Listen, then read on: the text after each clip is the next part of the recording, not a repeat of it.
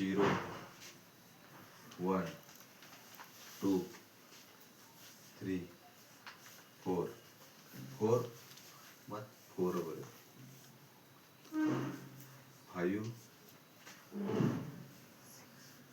6 7 8 ಆಯಿತು. ಈಗ ಸಮ ಸಂಖ್ಯೆಗಳು ಉಲ್ಟಾ ಹೋಗೋದು 0 0 2 2